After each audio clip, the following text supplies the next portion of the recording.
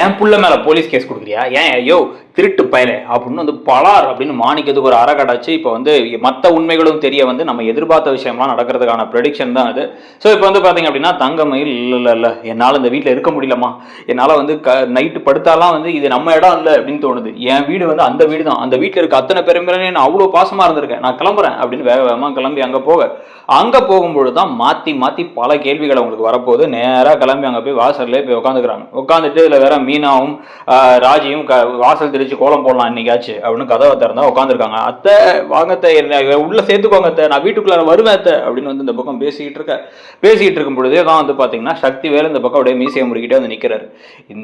இதை வச்சே இவனை குடும்பத்தோட மொத்த நிம்மதியும் கெடுக்கணும் அப்படின்ட்டு என்ன வெளில நின்றுட்டு இருக்க. சே, மருமகளுக்கே இந்த கதினா எவ்வளவு கேவலமான குடும்பமா இருக்கும் இந்த பரதேசி பாண்டியனோட குடும்பம்லாம் பேசிக்கிட்டு இருக்கும் பொழுதுதான் வந்து பாத்தீங்க அப்படின்னா வந்து ஒரு கட்டத்துல சரவணா செமையா டென்ஷன் ஆயிடுறாரு. ஏன்னா முதல்ல வந்து கோமதி பாக்கியத்துக்கு கால் பண்ணி பாக்கியம் வேற வந்துடுறாங்க. வந்துட்டு என் பிள்ளைய வீட்டுல சேர்த்துக்க மாட்டீங்களா, உங்களெல்லாம் சும்மா விட மாட்டேன், நீங்களாம் நல்லா இருப்பீங்களா அப்படின்னு திருப்பி மண்ணவாரி தூத்த மாதிரி சாபம்லாம் போட கடுப்பாயிடுறாங்க. சரவணன் வெளில வந்து மாணிக்கத்தை தள்ளி விட்டுட்டு, இந்த பாரு மயிலு, நான் வெறும் என்ன சொன்ன வெளில நின்றுட்டு உங்க எல்லாரும் பாசம் வச்சிருந்தேனே, நான் அந்த பாசத்துல ஏதாவது பொய் இருக்குன்னு சொல்லுவீங்களா, அந்த பாசத்துல ஏதாச்சும் வேஷம் இருக்கான்னு சொன்னீங்களா அப்படின்னு வசனம் எல்லாம் பேசினேன். உண்மை என்ன நான் சொல்லவா அப்படின்னு இந்த பக்கம் இவங்க பேச ஆரம்பிக்க, இவர் சொல்ல போற உண்மையால கடைசியில வந்து மீனாவும் அவங்க பக்கம் உண்மையை சொல்ற மாதிரி ஆக போகுது. ஸோ முதல்ல எடுத்தானே வந்து பாத்தீங்க அப்படின்னா வந்து டக்குன்னு சரவணன் என்ன சொல்றாரு அப்படின்னா, இந்த பாரு நீ இந்த வீட்டுக்கு வந்தனே வந்து ஹனிமூனுக்கு அவ்வளோ காஸ்ட்லியா ஹனிமூனுக்கு புக் பண்ண, கிளம்பி அங்கே போயிட்டு ஒரு நாடகத்தை போட்டேன். இப்போதான் எனக்கு தோணுது அது எல்லாமே நாடகம்ட்டு.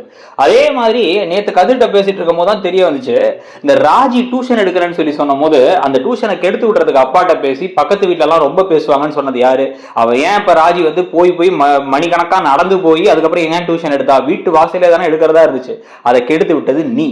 ஏன்னா உனக்கு வந்து இங்கிலீஷ் வராது, ஒன்னையும் சேர்த்து டியூஷன் எடுக்க சொல்லிடுவாங்கிற பயத்துல அதை கெடுத்து விட்ட. அப்ப ஒரு பொய்யை மறைக்கிறதுக்காக அவளை கெடுத்து விட்டுருக்க.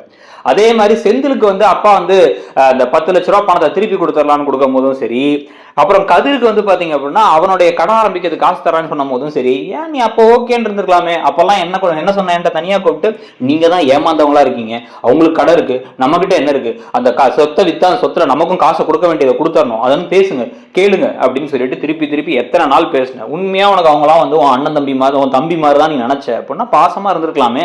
இல்ல இன்னைக்கு அவங்களுக்கு செய்யறாங்க, நாளைக்கு நம்ம செய்யும் போது செய்வாங்கன்னு நினைக்கலாம்ல. இல்ல, உனக்கு என்ன தேவைங்கிறது தான் குறியா இருந்த. யாரை கவுத்து விட்டாலும் சரி, என்ன பண்ணாலும் சரி, உன்னை காப்பாத்திக்கணும் அப்படிங்கறதான் குறியா இருந்த. கடைசியில ஆட்டை கடிச்சு அப்பா வந்து மோசம். அப்பா வந்து இப்ப ஒரு ஆளுக்கு வெண்ணெய் வைக்கிறாரு, ஒரு ஆளுக்கு சுண்ணாம்பு வைக்கிறாருன்னு.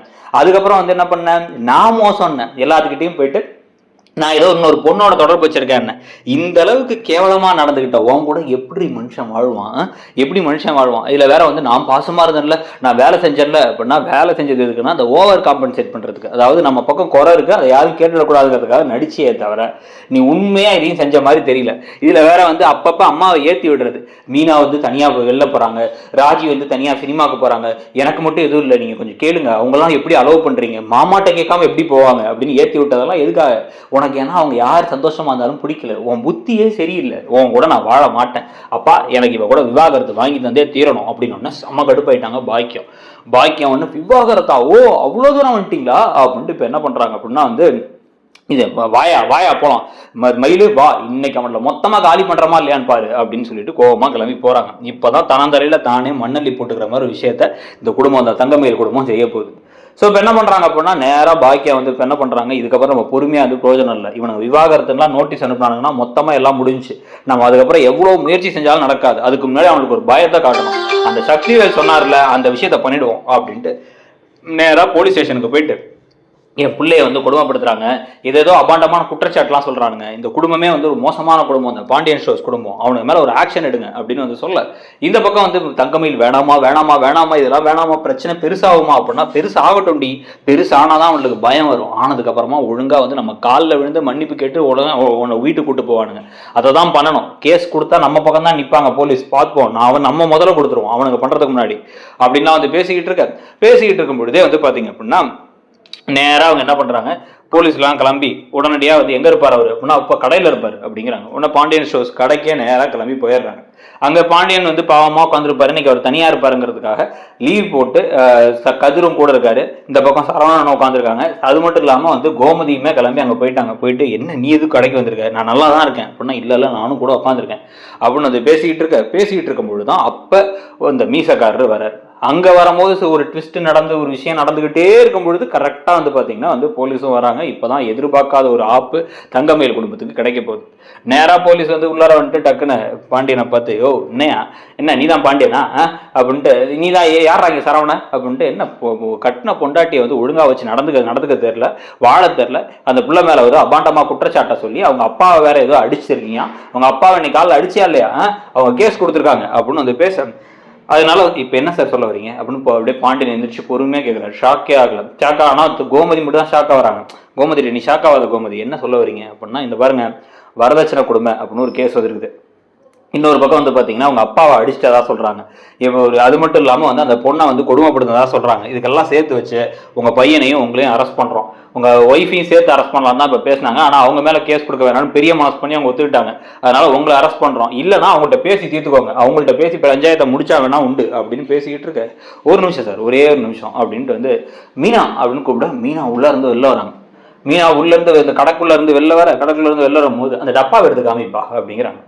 டப்பாவை எடுத்து டப்பாவை பார்த்தா எல்லாம் தங்க நகை டப்பா. அதை ஓப்பன் பண்ணி பார்த்தா தங்க நகை டப்பாக்குள்ளே இருக்கிறது எல்லாமே கவரிங்காக கருத்து போயிருக்கு.